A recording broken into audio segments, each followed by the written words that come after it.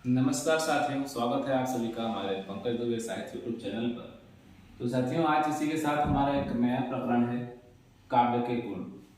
तो आप समझ रहे हैं कि जिस प्रकार कोई वस्तु हो या व्यक्ति हो या स्थान हो या विषय हो, हर चीज में, हर वस्तु में कुछ न कुछ गुण और दोष विद्यमान रहते हैं। उसी प्रकार से काव्य के अंतर्गत भी गुण और दोष, कुछ गुण होते हैं, कुछ दोष भी होते हैं, अच्छाई भी है और बुराई भी है। तो क्या अच्छाई है, आज उसके विषय में हम जानेंगे। तो सबसे पहले इसका हम तात्पर्य समझेंगे कि काव्य के गुण का मतलब क्या होता है।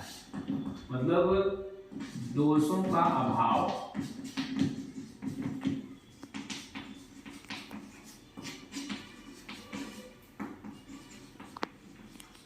काव्य गुण होता है।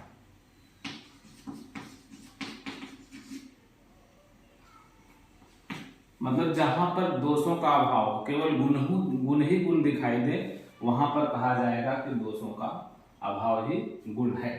तो इसकी जो विवेचना है, भरत मुनि ने, सबसे पहले भरत मुनि ने इसकी विवेचना जो है नाट्य शास्त्र में किया था।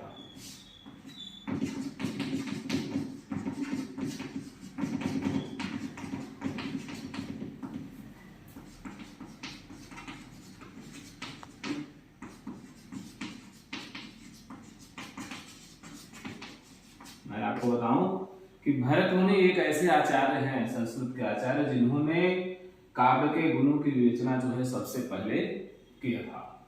इन्होंने कहा कि जिस प्रकार से प्रत्येक वस्तु में या स्थान पर या व्यक्ति में गुण जैसे होते, उसी प्रकार से काव्य के अंतर्गत भी गुण हैं।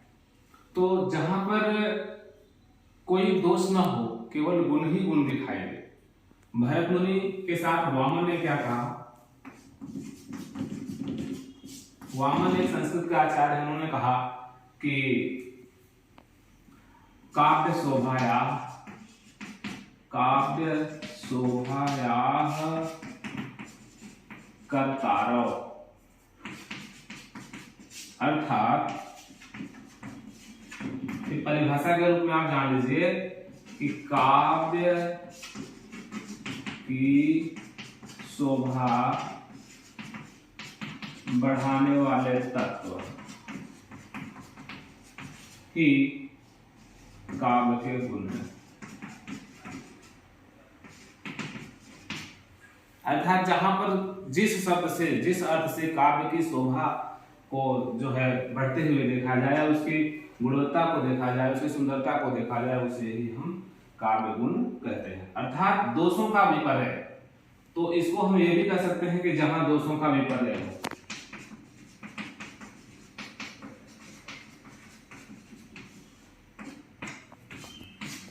जहां पर दोषों का विपर्य हो, वहां पर भी जो है काव्य के गुण पूर्ण रूप से विद्यमान होते हैं। तो रही बात, ये तात्पर्य की बात हो गई, और ये जो है परिभाषा की बात हो गई कि ये परिभाषा है कि काव्य की शोभा बढ़ाने वाले तत्वों को हम जो है काव्य के गुण कहते हैं।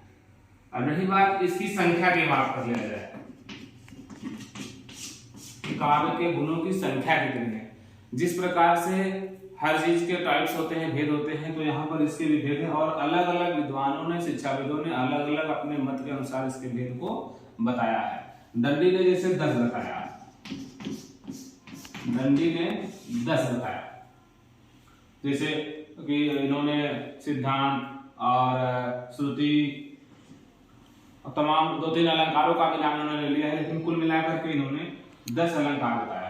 और वामन महोदय जो है इसके जो है ठीक दूना कर दिया, इन्होंने कहा 20। वामन महोदय ने 20 बताया। और इसी के साथ जो है भोज नाम के जो विद्वान थे, भोज ने इसको 12 बताया। दंडी के 10 और इस 10 में 2 और बता दिया इन्होंने, भोज ने। इन्होंने 2 अलंकारों को भी बता दिया, उपमा को और अनुप्रास के अलंकारों को बता दिया कि 2 और है। तो कहने का मतलब मुख्य रूप से हमको देखना पड़ेगा कि कौन कौन से इसके भेद हैं। तो भोज ने 3 और आनंदवर्धन